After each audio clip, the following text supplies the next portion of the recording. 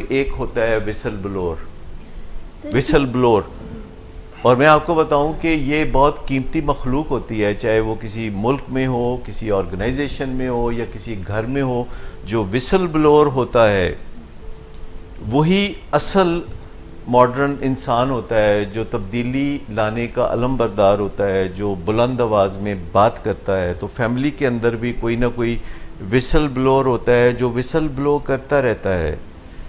और जब वो विसल ब्लोअर की अपने साथ एक आध और को मिलाता है और फिर दो और मिलते हैं, और ऑर्गेनाइजेशन में अगर फ़र्ज़ करें किसी ऑर्गेनाइजेशन, नॉर्मली आपका क्या ख्याल है ऑर्गेनाइजेशन में कितने लोग होंगे, कोई ऑर्गेनाइजेशन में कितने % लोग होंगे जो विसल ब्लोअर होते हैं? बहुत कम, 5%। 4%। और बाकी कहते हैं सानू की ते तानू की ते ए की ते ओ की। सर बट फैमिली से जब आप चेंज की बात करते हैं तो वहाँ पे मैंने जो देखा है कि बड़ी ओवरलैपिंग होती है उनको लगता है उनकी आइडेंटिटी है वो रवैये या वो ख्यालात जिनको कि वो आज तक कैरी करते आए हैं। तो दैट्स वाई वो रेजिस्टेंस जो है वो बहुत ज़्यादा नज़र आती है। तो वैल्यूज़ और थॉट्स में चेंज जो है उसको वो सेग्रीगेट नहीं कर सकते अपनी एक्चुअल आइडेंटिटी के आप थेरेपिस्ट इसीलिए हैं ना कि तो आप उस रेजिस्टेंस को ओवरकम करेंगी। आप उनको जो बात कर रहे हैं फैमिली मेंबर उसको देखेंगी और फ़ौरन आप बाकी फैमिली मेंबर्स को भी देखेंगे कि उनके तासरात क्या हैं।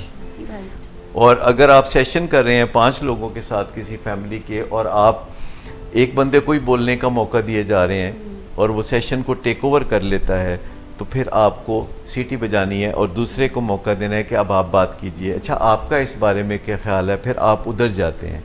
तो जो विसल ब्लोअर हैं, मुझे बताइए कि अगर किसी बहुत ही अच्छी ऑर्गेनाइजेशन की मैं बात कर रहा हूँ तो उसमें विसल ब्लोअर की तादाद 4% होती है।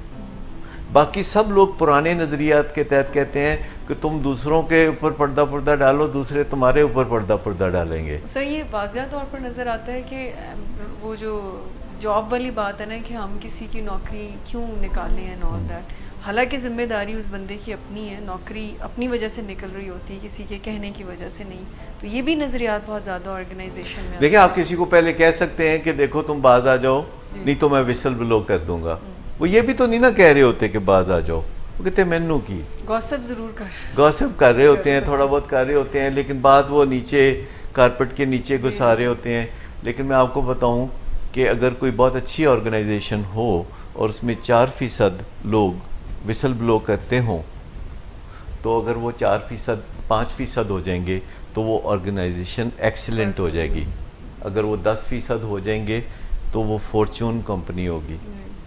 तो ये एक एम है जो किसी घर को भी अगर आप अच्छा बनाना चाहते हैं तो विसल ब्लोइंग, भाई के ऊपर विसल ब्लो करे, माँ भी विसल ब्लो करे और बच्चों के ऊपर पर्दा ना डाले और बाप तक बात को पहुँचने दे, क्योंकि अमूमन घरों में पर्दा पोशियाँ होती हैं जिसके पीछे इल्लतें पलती हैं।